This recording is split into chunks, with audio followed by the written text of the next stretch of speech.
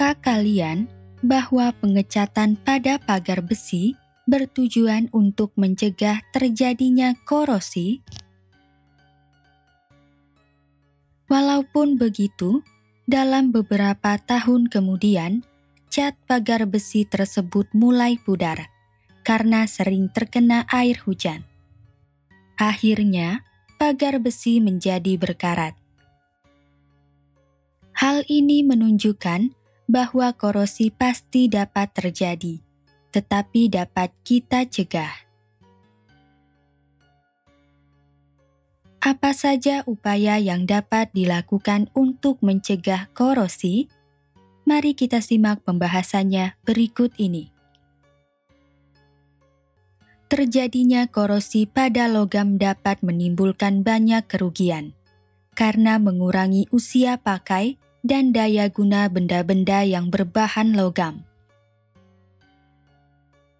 Misalnya, paku yang berkarat tidak dapat lagi digunakan untuk menyambung papan karena strukturnya yang rapuh.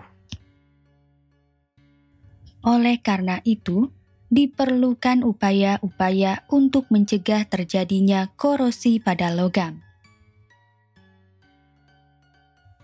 Upaya-upaya ini dapat dilakukan dengan 3 cara, yaitu metode pelapisan, pengorbanan anode, dan pemberian inhibitor. Pertama, metode pelapisan. Metode pelapisan atau disebut juga metode perlindungan mekanik adalah pencegahan korosi pada logam dengan menghambat interaksi antara logam dan faktor-faktor yang dapat mempercepat korosi, seperti air dan udara. Metode pelapisan dapat dilakukan dengan beberapa cara sebagai berikut. Pengecatan. Mengecat permukaan logam dapat menghambat dan memperkecil peluang interaksi logam dengan air dan udara. Contohnya adalah pengecatan pagar besi. Pelapisan dengan oli. Melapisi permukaan logam dengan oli dapat menghambat dan memperkecil interaksi logam dengan air dan udara. Contohnya rantai sepeda dilapisi oli agar tidak mudah berkarat. Pelapisan dengan plastik. Melapisi permukaan logam dengan plastik dapat menghambat dan memperkecil interaksi logam dengan air di udara. Contohnya, rak piring yang rangkanya terbuat dari besi selalu dilapisi plastik agar tidak mudah berkarat. Pelapisan dengan timah. Pelapisan logam besi dengan timah dilakukan melalui proses elektrolisis. Timah akan membentuk lapisan yang bersifat tahan karat. Pelapisan logam besi dengan timah dapat mencegah terjadinya korosi selama lapisan timah melapisi permukaan logam secara menyeluruh. Hal ini terjadi karena timah tergolong logam yang tahan karat. Jika terdapat lapisan timah yang rusak, misalnya lapisan timahnya tergores, korosi dapat terjadi. Hal ini disebabkan oleh potensial reduksi besi yang lebih negatif daripada timah. Contohnya adalah kaleng makanan dan minuman yang terbuat dari besi yang dilapisi timah. Galvanisasi. Galvanisasi adalah pelapisan logam baja dan besi dengan seng untuk mencegah korosi. Seng adalah logam yang lebih tahan karat dibandingkan logam besi dan baja. Pelapisan dengan seng pada baja dan besi akan menghasilkan lapisan oksida ZnOH2, XZnCO3 yang tahan karat. Jika lapisan oksida seng tergores, seng tetap bisa melindungi logam baja dan besi dari korosi, karena potensial reduksi seng lebih negatif dibandingkan potensial sel besi dan baja.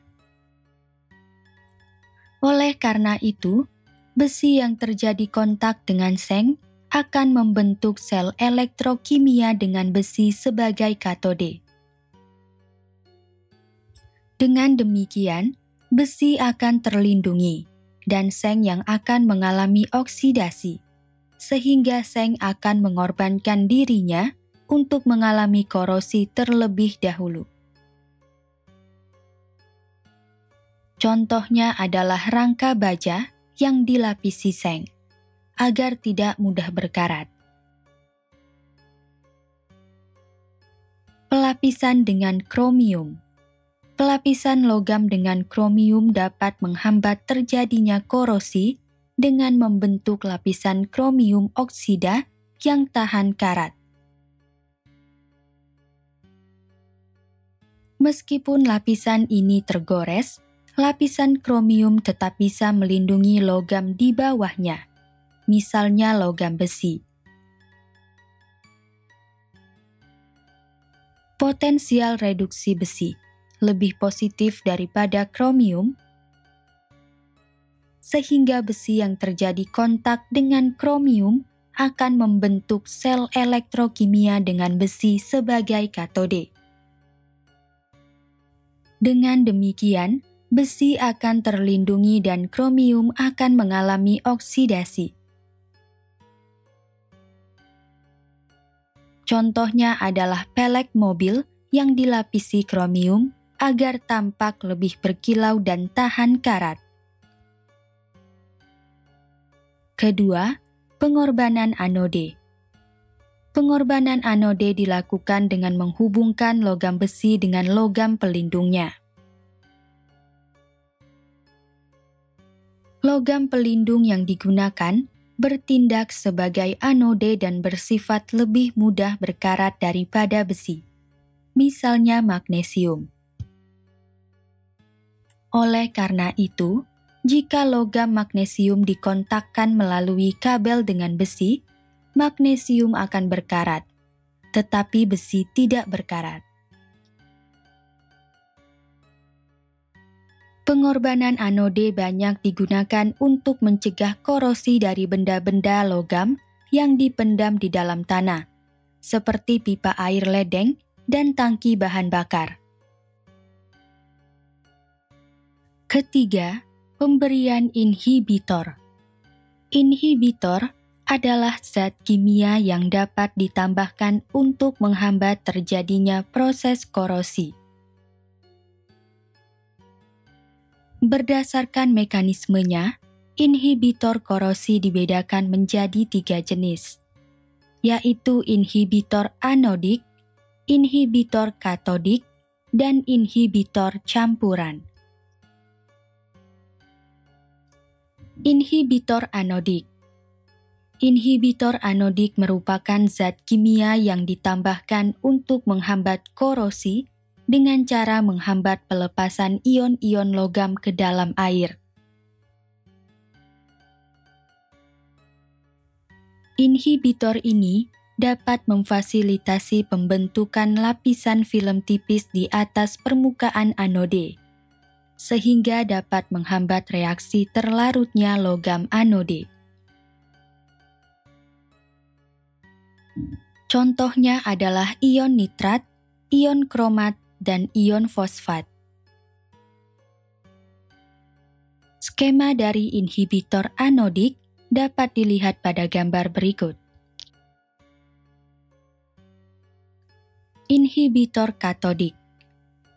Inhibitor katodik merupakan zat kimia yang ditambahkan untuk menghambat korosi dengan cara membentuk lapisan pelindung katode. Contohnya adalah hidrazin, garam kalsium, garam magnesium, dan ZnSO4. Skema dari inhibitor katodik dapat dilihat pada gambar berikut. Inhibitor katodik akan bereaksi dengan ion hidroksida untuk mengendapkan senyawa-senyawa yang tidak larut pada permukaan logam, sehingga dapat menghalangi masuknya oksigen. Inhibitor campuran. Inhibitor campuran merupakan senyawa organik yang teradsorpsi pada permukaan logam dan membentuk lapisan film tipis untuk menghambat reaksi redoks di katode dan anode secara bersamaan.